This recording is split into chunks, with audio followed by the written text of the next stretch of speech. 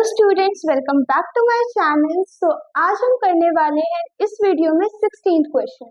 इसमें क्या दिया है, वह एपी ज्ञात कीजिए जिसका तीसरा पद 16 है। इसका मतलब पहले हमें क्या करना होगा, a प्लस 3d, a3 की वैल्यू 16 दी है, इट मीन्स कि a plus 2d is equal to 16, जिसे हम इक्वेशन 1 मान लेते हैं। और सातवां पद पांचवें पद से 12 अधिक है, इसका मतलब a7 अधिक है a5 से, इसलिए इक्वल करने के लिए इसमें 12 से ऐड करेंगे। अब इसे हम ओपन करेंगे, a plus 6d is equal to a plus 4d plus 12, a minus a 16d minus 4d is equal to 12. It is 2d is equal to 12. So the value of d is equal to 6. अब d का मान समीकरण 1 में रख देंगे। d का मान समीकरण 1 में रखने पर तो a plus 2d is equal to 16, 6 2s are 12, so 12 को अगर इधर आ जाएगा तो प्लस 12 आ गया इज इक्वल टू 16। अब क्या होगा, इधर लेके जाएंगे, 16 में से 12 जाएगा तो 4, हमारे पास ये और ये वैल्यू आ गई। अब हमें क्या करना है, एपी बनानी है इसकी। तो एपी कैसे बनती है, स्टैंडर्ड फॉर्मूला बनाना पड़ेगा, a comma a plus D, a plus 2d, ऐसे बनती चली जाएगी एपी। एपी a कितना है 4, 4 plus 6, 4 plus 2 into 6, so answer is 4, 10, 6 2 12 plus 4 14, ऐसे ही एपी बनेगी। तो ये इसका पूरा प्रोसेस है। अब हमारा नेक्स्ट क्वेश्चन दिया है, एपी आपको ये दे रखी है, में अंतिम पदों से 20वां पद ज्ञात कीजिए बोल रहा है। अब कैसे करोगे, जब आपको बोले कि आपको लास्ट पद के आगे के 20 पद या किसी भी लास्ट पद के आगे के पदों को बोले, तो ये तो ऑलरेडी लास्ट है ना, तो आप इसके आगे जाने का मतलब क्या है, आपको जो लास्ट पद था उसी को फर्स्ट मानना पड़ेगा। तो ये अभी तक का सबसे डिफरेंट क्वेश्चन था, तो इसको इम्पोर्टेंट लिस्ट में जरूर रखिए। तो ये कैसे रखेंगे, इस कंडीशन में डी निकालेंगे। अभी तक हम जो डी निकालते थे a2 माइनस a1 करते थे, बट जब अंतिम पद के आगे बोल रहा है पदों को और आगे 20 पद बोल रहा है, इसलिए हम डी यहाँ पे a1 माइनस a2 निकालेंगे। तो 3 minus 8 is equal to minus 5, ये डी हो गया और इसे हम a मान लेंगे। अब हमें 20वां पद निकालना है, तो a20 is equal to question mark हो गया। a प्लस 19d हमें निकालना है, a की वैल्यू 253 प्लस 19 इंटू माइनस 5, 19 5 जा माइनस 95, 253। अब 253 में से 95 कैंसिल कर दीजिए, जितना होगा वही आंसर होगा। इधर करते 13 में से 5 8, इधर 14 हो जाएगा, 14 में से 9 5, 158 इज द आंसर। तो a20 की वैल्यू कितनी होगी, इसके आगे के अंतिम पद क्या होंगे, 158। हिंदी इंग्लिश का प्रॉब्लम, तो 158 होगा। ठीक, ये इसका आंसर है। अब नेक्स्ट क्वेश्चन है हमारा, किसी एपी के चौथे और 8वें पद का योग 24 दिया है। तो आगे वाले कंडीशंस को पहले नहीं पढ़ते, पहले फर्स्ट कंडीशंस को ही पढ़ के उसको सॉल्व करते हैं। तो h4 प्लस a8, ए चौथे और ए 8वें पद का योग 24 है। अब इसको समीकरण 1 नहीं देंगे, से पहले ओपन करेंगे, a plus 3d plus a plus 7d is equal to 24। अब सॉल्व कर लेते हैं, 2a plus 10d is equal to 24, 2 common चला जाएगा, a plus 5d is equal to 12, इसे समीकरण 1 मान लेंगे। नेक्स्ट अब क्या है, तथा छठे और 10वें A6 तथा A10 का योग 44 दे रखा है। अब इसको भी ओपन करेंगे, A plus 5D plus A plus 9D is equal to 44। ये भी 2A और ये 14D इज इक्वल टू 44। इसमें भी 2 कॉमन जाएगा तो A plus 7D is equal to 22। इसे समीकरण 2 मान लेंगे। अब समीकरण 1 तथा 2 का विलोपन विधि से घटाने पर कर देते हैं। तो समीकरण 1 तथा समीकरण 2 से क्या करेंगे, A plus 5D is equal to 12, A plus 7D is equal to 22। A cancel हो जाएगा, minus 2D is equal to 0, 1 minus, so 2 की वैल्यू, D की वैल्यू हमारी आ गई 5, D इज इक्वल टू 5। अब D का मान समीकरण किसी में भी एक में रख देते हैं। D का मान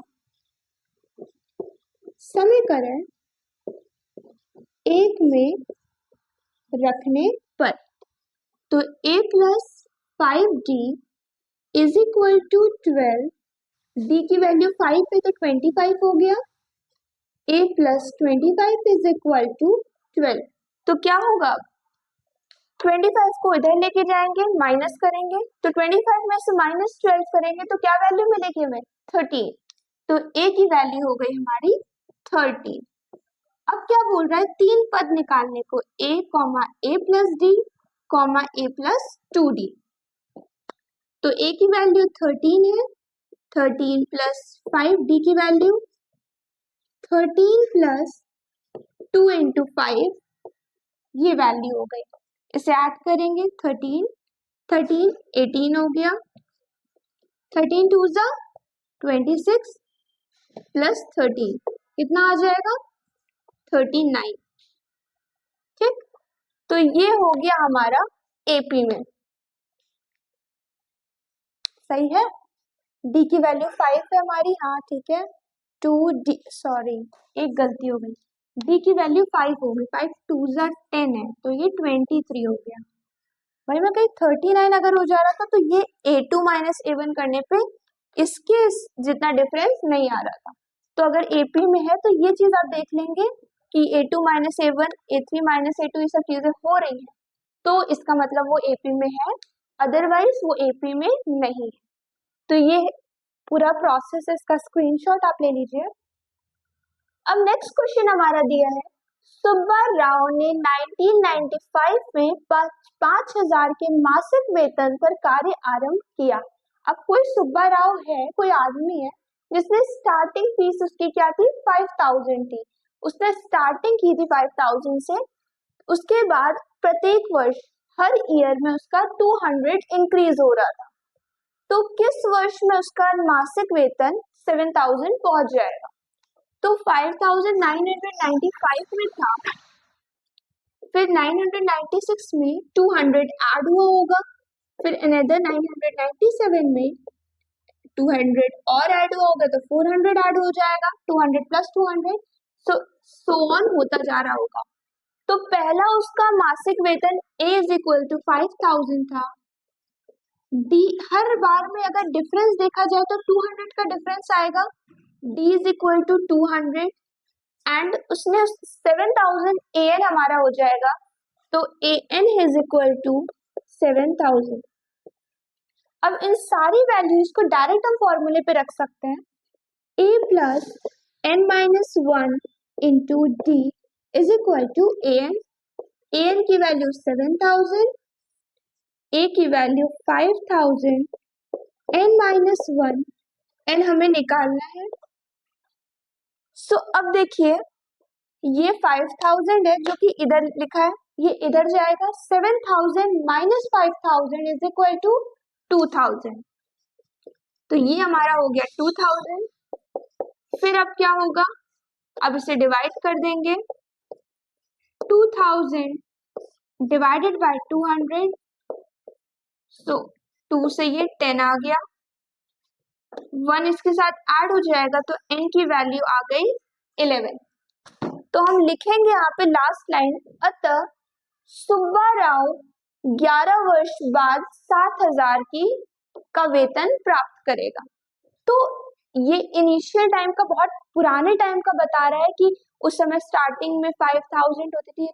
कोई गवर्नमेंट जॉब होगी या कोई ऐसी जॉब ही, गवर्नमेंट जॉब ही होगी मेरे हिसाब से, जिसमें स्टार्टिंग इनकम 5000 होगी एंड 11 साल बाद उनकी इनकम 7000 हो जाएगी। 200 का इंक्रीमेंट इनको हर ईयर में मिल रहा है। तो इसका मतलब कि ये बहुत पुराने टाइम की बात हो रही है और गवर्नमेंट जॉब की बात हो रही है। ठीक, तो उस समय 5000 पाना एक बहुत बड़ी बात होती थी। जो 5000 आज कुछ भी नहीं है, वो उस समय 5000 में भी 5 लाख का पता नहीं कितना होता होगा के इक्वल होगा। ठीक है, तो ये उस टाइम का क्वेश्चन, उस टाइम की चीज को देखकर ये क्वेश्चन लिया गया है। तो ये इसका प्रोसेस है एंड इस टाइप के क्वेश्चंस को आप अपनी रियल लाइफ में भी यूज कर सकते हैं। जैसे कि कभी कभी पापा रहते हैं, डैडी मम्मा जो भी कहीं जॉब में वर्क कर रहे हैं, तो वो ऐसा कोई, वो इतने साल का समझ लो उनको निकालना है कि मैं इतने साल से इतने साल का काम कर रहा था और हर साल मेरा इतना इंक्रीमेंट हो रहा था, तो कितने साल में मैंने किया होगा। तो आप वहां पे ऐसे एक चुटकी बजाते ही बता दोगे कि हाँ मैंने ये फॉर्मूला लगाया, डैडी आंसर ये होगा। तो क्या होगा ना कि कम से कम आपके पेरेंट्स को फील होगा कि हाँ, कि आपने जो पढ़ा है वो कहीं यूज कर रहे हो आप। ठीक, तो इसको आप रियल लाइफ में भी यूज कर सकते हो। एंड सिमिलरली हम एक क्वेश्चन, अब लास्ट क्वेश्चन जो इस एक्सरसाइज का है उसे करेंगे एंड वो भी है प्रॉब्लम सम्स टाइप का ही क्वेश्चन, जो कि मे बी इसी तरह से थोड़ा सा है, तो उसको भी हम देखेंगे। बाकी इसका स्क्रीनशॉट आप ले लीजिए। अब ये हमारी वीडियो का लास्ट क्वेश्चन है जिससे हम बहुत ही फोकस के साथ देखेंगे।